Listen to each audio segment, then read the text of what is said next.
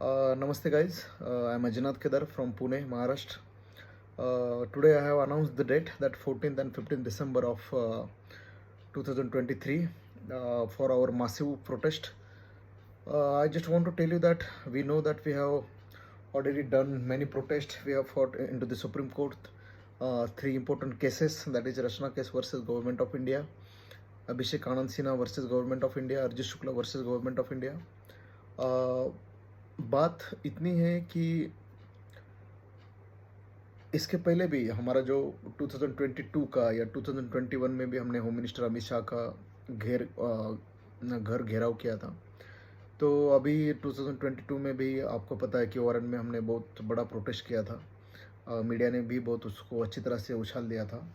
तो हमारी बात इतनी है कि देखिए, एक लोकसभा इलेक्शन के पहले हमारे लिए बहुत बड़ी अपॉर्चुनिटी है, क्योंकि उसके बाद मुझे नहीं लगता कि आप में से कोई लोग या मैं खुद भी इसके लिए कुछ कर पाऊँ। तो बात वही है कि आप सब लोगों को ही पता है कि कितनी बड़ी दिक्कतें हो गई थी, कितनी मुश्किलें आई थी, कितने लोग परेशान थे उस टाइम पे, और हमने सब ने कितने अच्छी तरह से अलग अलग एग्जीक्यूटिव मीटिंग ले रखी थी। कई सांसदों को हमारे से कई बंदे मिले थे, हमारी मीटिंगें हुई थी, मगर उससे कुछ आउटकम नहीं हुआ अब तक। चलो, डिपार्टमेंटल स्टैंडिंग कमेटी का एक रिपोर्ट आ गया, मगर कई राज्यों ने अपने अपने स्टेट में रिलैक्सेशन दे दिया। कई ने 1 साल के लिए दे दिए, किसी ने 2 साल के लिए दे दिए। तो बात वही है कि हमारे लिए अब तक डिसीजन नहीं हुआ है।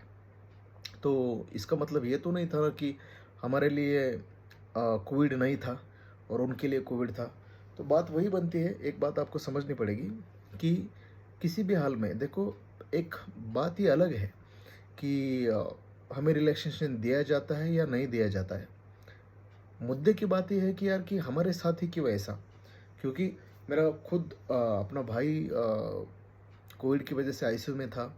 कई लोगों के यहाँ हमारे मूवमेंट में भी कई लोग ऐसे शामिल है कि जिनके माता का देहांत हो गया, पिता का देहांत हो गया। एक हमारे भाई है, उनका सगे भाई का भी देहांत हो गया। तो मेरा मानना इतना है कि यार कि देखो, तब हमने देखा है कि जब हम ओल्ड राजेंद्र नगर में रहते थे, ये कोरोना का इतना भयानक माहौल बना था पूरे देश में, इतना स्टूडेंट लोग पैनिक कर गए थे। कौन सा स्टडी मटेरियल, कौन सी कोचिंग, यहाँ ज़िंदगी जीने का अपना अपना अलग अलग सब रवैया चल रहा था।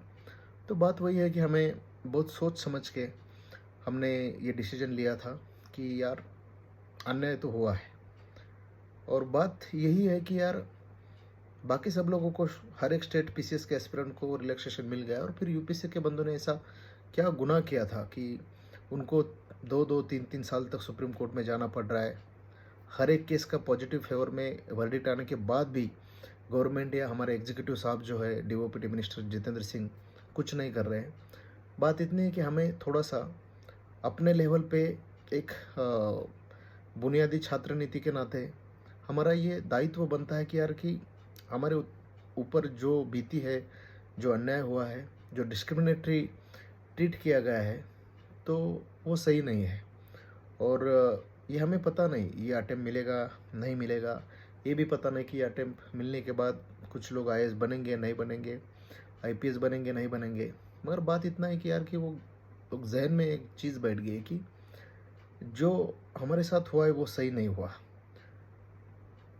अगर हम यूपीसी के छात्र, यानी कि हमें कहा जाता है कि we are the creamy layer of the student community of whole India, तो अगर इतनी बात बन जाती है कि यार कि हम अपने खुद के लिए लड़ नहीं पा रहे, तो कल ज़िंदगी में कुछ भी किसी भी ओहदे पे अगर हम काम कर रहे, तो किसी से क्या बोलेंगे कि यार नहीं नहीं, तुम अपने लिए खड़ा हो जाओ, तुम अन्याय के खिलाफ खड़ा हो जाओ। तो ऐसे नहीं है ये। कहीं तो ये जहन में बात रह गई है कि हमने यार इस चीज़ का विरोध करना चाहिए।